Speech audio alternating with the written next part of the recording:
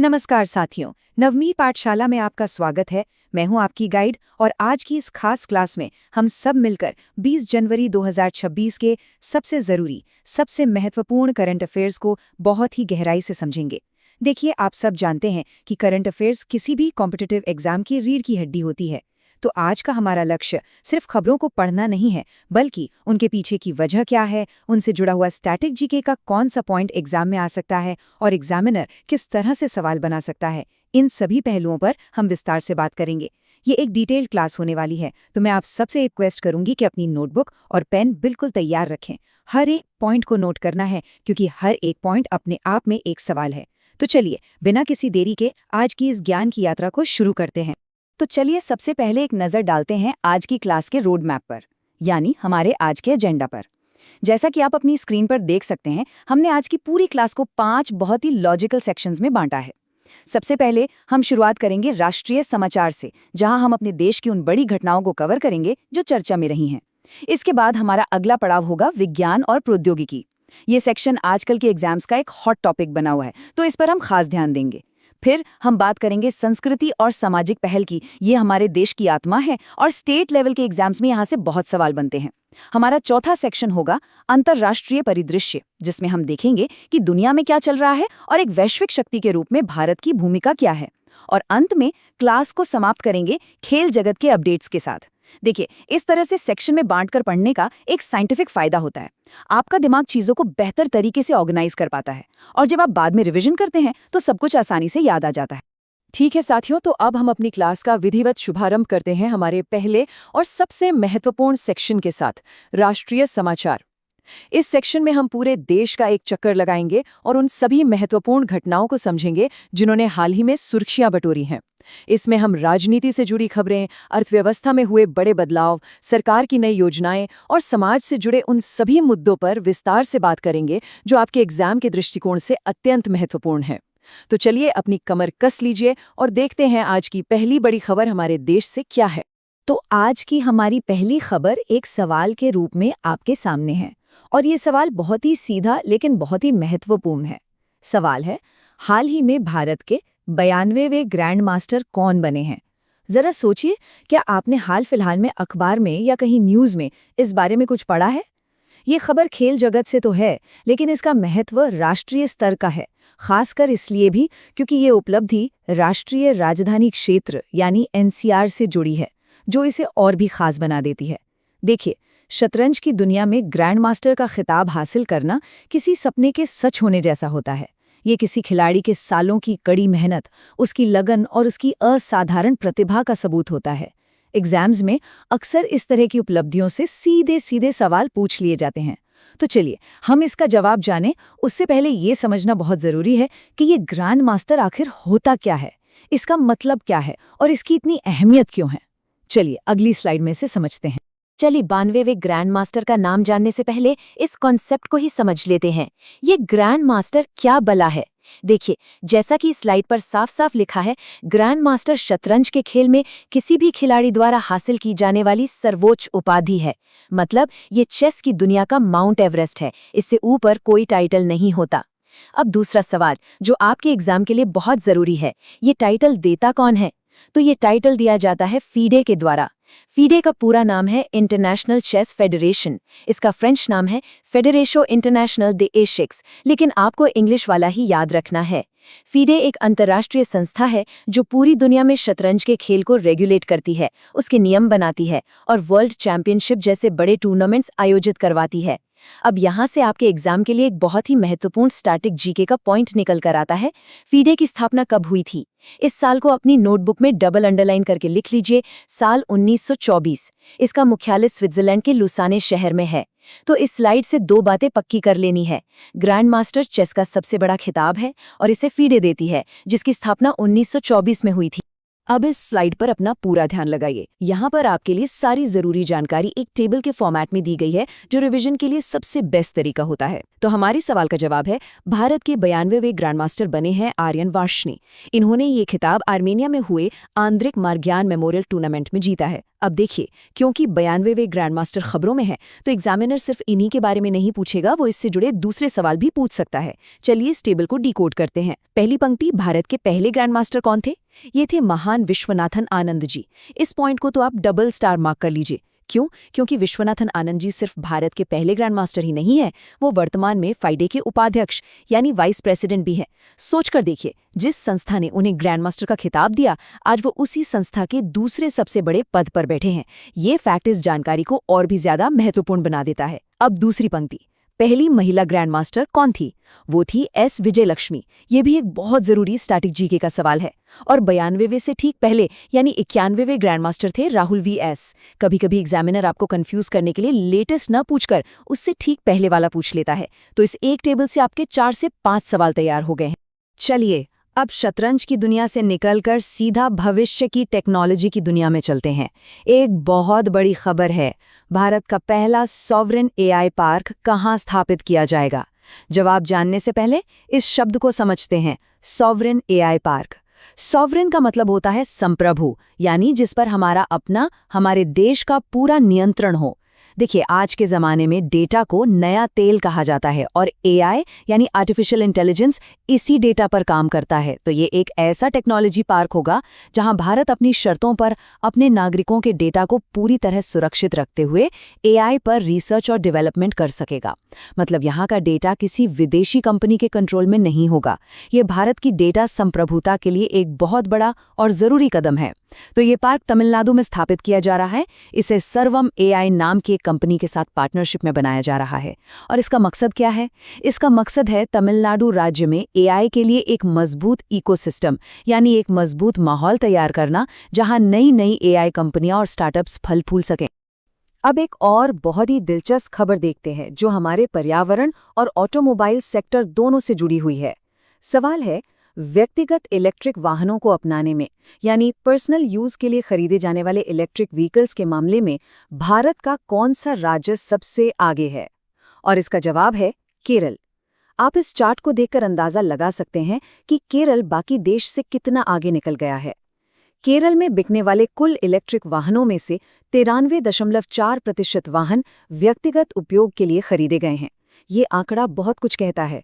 इसका मतलब ये है कि वहाँ के आम लोग, हम और आप जैसे लोग, अपनी रोजमर्रा की जिंदगी के लिए इलेक्ट्रिक गाड़ियां खरीद रहे हैं, ना कि सिर्फ टैक्सी या डिलीवरी जैसे कमर्शियल कामों के लिए। ये दिखाता है कि वहाँ के लोगों की सोच में एक बहुत बड़ा बदलाव आ रहा है। इसके पीछे केरल की उच्च साक्षरता दर, पर्यावरण के प्रति जागरूकता और राज्य सरकार की अच्छी नीतियां हो सकती हैं। ये भारत के 2070 तक नेट जीरो कार्बन एमिशन के लक्ष्य को पाने की दिशा में एक बहुत ही पॉजिटिव संकेत है।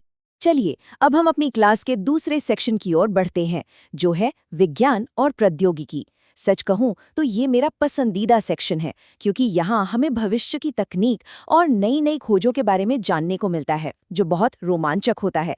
इस सेक्शन में हम अंतरिक्ष की गहराइयों से लेकर समंदर की गहराइयों तक साइंस और टेक्नोलॉजी की दुनिया के कुछ बहुत ही रोचक और महत्वपूर्ण डेवलपमेंट्स पर चर्चा करेंगे, जो आपके एग्जाम के लिए बेहद जरूरी हैं। तो तैयार हो जाइए कुछ नया और दिलचस्प जानने के लिए।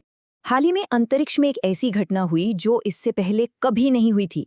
इतिहास में पहली बार अंतर्राष्ट्रीय स्पेस स्टेशन यानी आईएसएस से क्रू को एक मेडिकल इमरजेंसी की वजह से पृथ्वी पर वापस लौटना पड़ा। इसे एक कहानी की तरह समझिए। कल्पना कीजिए, पृथ्वी से 400 किलोमीटर ऊपर अंतरिक्ष में तैरते हुए एक स्टेशन पर 4 अंतरिक्ष यात्री हैं, जिनमें 2 अमेरिका के, 1 जापान का और 1 रूस का है। और उनमें से एक की तबीयत अचानक बहुत खराब हो जाती है। स्थिति इतनी गंभीर थी कि उन्हें तुरंत पृथ्वी पर वापस लाना जरूरी था। ऐसे में स्पेसएक्स के क्रू 11 ड्रैगन स्पेसक्राफ्ट को एक स्पेस एम्बुलेंस की तरह उन्हें वापस लाने के लिए भेजा गया। इस स्पेसक्राफ्ट का नाम एग्जाम के लिए बहुत महत्वपूर्ण है, इसे नोट कर लीजिए, क्रू 11 ड्रैगन।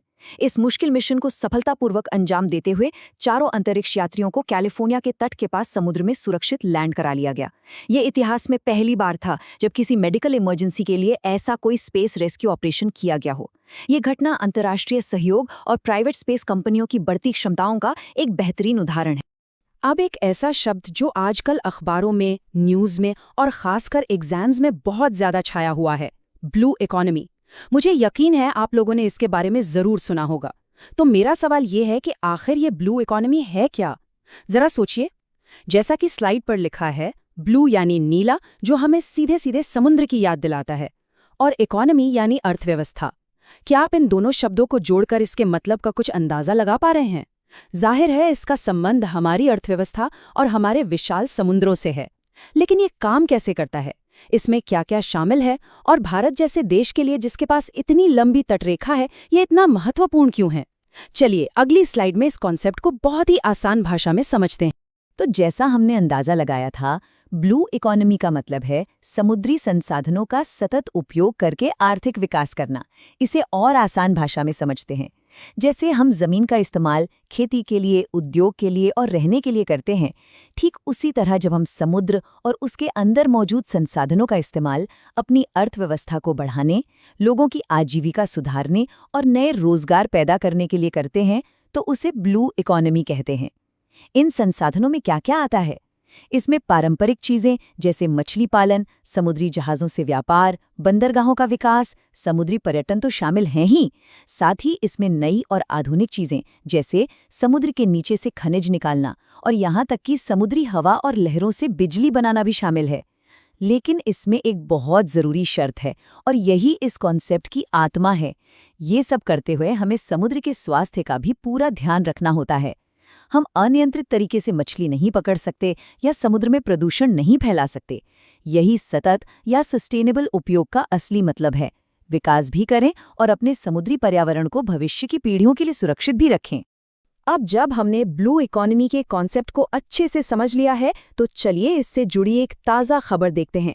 हाल ही में हमारे केंद्रीय मंत्री डॉक्टर जितेंद्र सिंह जी ने ब्लू इकोनॉमी को बढ़ावा देने के लिए एक पायलट प्रोजेक्ट लॉन्च किया है। देखिए, पायलट प्रोजेक्ट का मतलब होता है किसी भी योजना को पूरे देश में बड़े पैमाने पर लागू करने से पहले उसे एक छोटे स्तर पर चलाकर देखना कि वो कितनी सफल है और उसमें क्या क्या सुधार की जरूरत है। तो ये प्रोजेक्ट क्या है? ये भारत का पहला ओपन सी फिश फार्मिंग प्रोजेक्ट है। इसका मतलब है अब मछली पालन सिर्फ तालाबों या तट के किनारे नहीं, बल्कि खुले गहरे समुद्र में बड़े बड़े पिंजरों में किया जाएगा। ये एक बहुत ही आधुनिक तकनीक है जिससे मछली का उत्पादन कई गुना बढ़ाया जा सकता है। ये प्रोजेक्ट अंडमान सागर में शुरू किया गया है क्योंकि वहाँ का साफ समुद्री वातावरण इसके लिए बिल्कुल सही है। तो एग्जाम के लिए आपको 3 बातें याद रखनी हैं। प्रोजेक्ट क्या है? ओपन सी फिश फार्मिंग। कहाँ शुरू हुआ? अंडमान सागर। और किसने लॉन्च किया? डॉक्टर जितेंद्र सिंह। इसी के साथ अब हम अपनी क्लास के तीसरे सेक्शन में आ गए हैं, जो है संस्कृति और सामाजिक पहल। भारत अपनी विविध संस्कृति के लिए पूरी दुनिया में जाना जाता है और हमारे एग्जाम्स में भी इस विविधता से जुड़े सवाल अक्सर पूछे जाते हैं।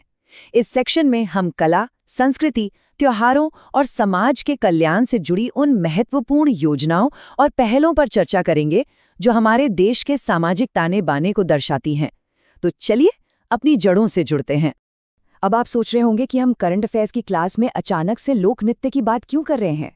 तो बात यह है कि बगरुम्बा नृत्य हाल ही में बहुत ज़्यादा खबरों में था और इसकी वजह बहुत खास है। हमारे प्रधानमंत्री श्री नरेंद्र मोदी जी ने हाल ही में एक साथ 10,000 कलाकारों द्वारा प्रस्तुत इस अद्भुत नृत्य को देखा। जरा कल्पना कीजिए, 10,000 लोग एक साथ एक ही ताल में ये खूबसूरत लोक नृत्य कर रहे हैं। ये एक बहुत ही भव्य और रिकॉर्ड बनाने वाला कार्यक्रम था।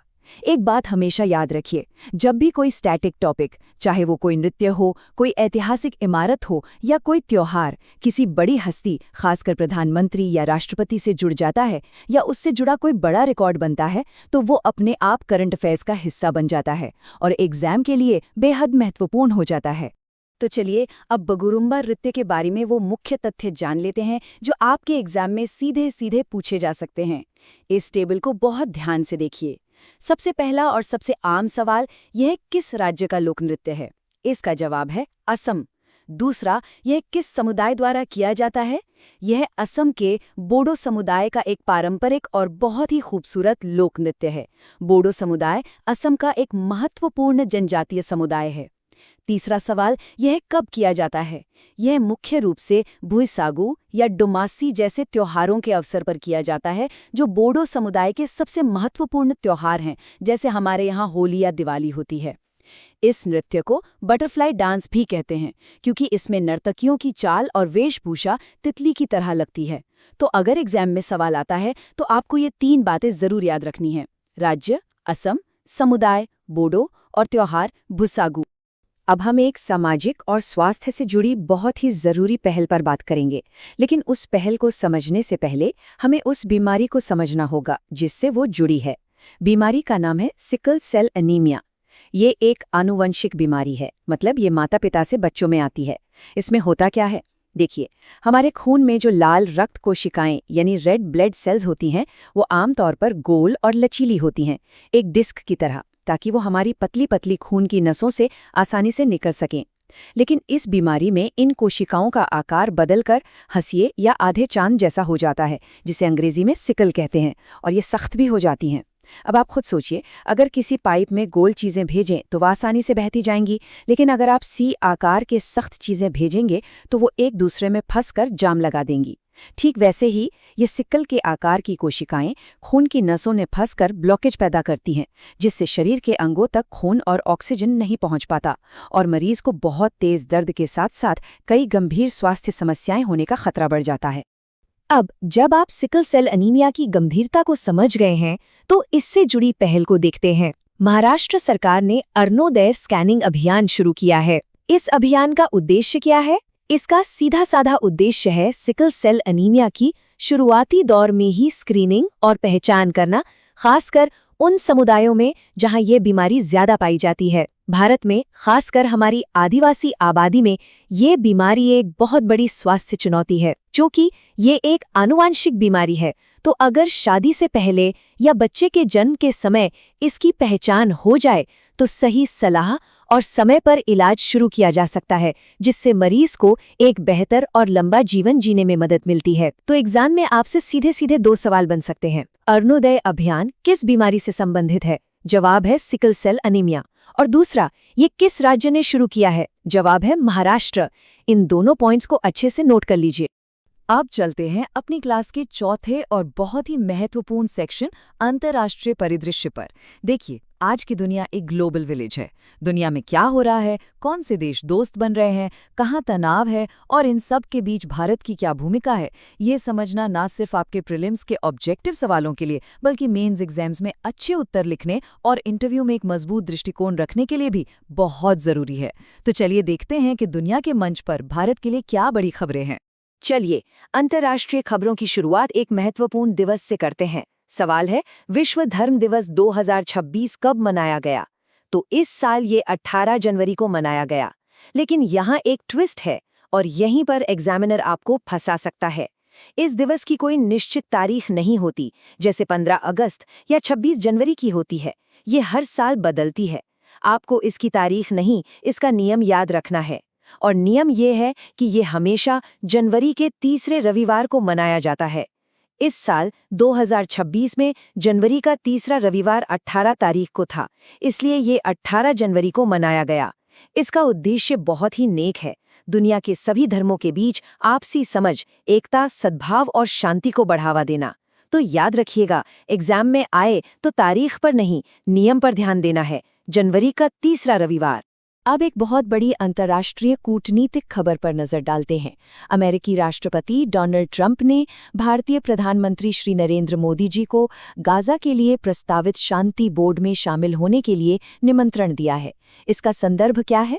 जैसा कि हम सब जानते हैं, पश्चिम एशिया में इजराइल और हमास के बीच दशकों से एक बहुत ही गंभीर और हिंसक संघर्ष चल रहा है। इस संघर्ष को समाप्त करने और उस क्षेत्र में स्थायी शांति स्थापित करने के लिए एक अंतर्राष्ट्रीय बोर्ड बनाने का प्रस्ताव रखा गया है।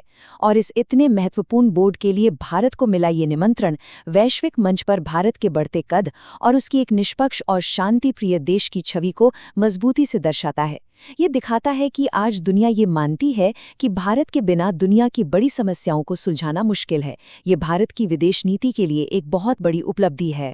और अब हम आ गए हैं आज की क्लास के अपने आखिरी लेकिन बहुत ही रोचक सेक्शन पर, जो है खेल जगत के अपडेट्स। यहाँ हम खेल की दुनिया से जुड़ी कुछ संक्षिप्त लेकिन बहुत ज़रूरी खबरों पर नज़र डालेंगे, क्योंकि खेल से जुड़े सवाल भी एग्जाम्स में अक्सर 1 या 2 नंबर के लिए पूछ लिए जाते हैं। तो चलिए इस हाई एनर्जी राउंड के साथ आज की अपनी क्लास को समाप्त करते हैं और देखते हैं कि खेल के मैदान में क्या नया हुआ है।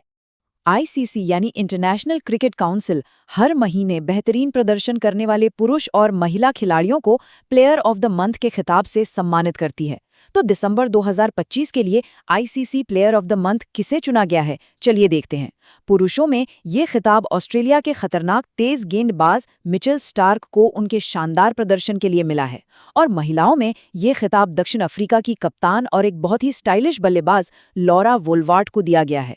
एग्जाम में अक्सर खिलाड़ी का नाम और उसका देश पूछ लिया जाता है, तो आपको दोनों खिलाड़ियों के नाम और उनके देश अच्छे से याद रखने हैं। मिचेल स्टार्क ऑस्ट्रेलिया और लॉरा वोल्वार्ट दक्षिण अफ्रीका।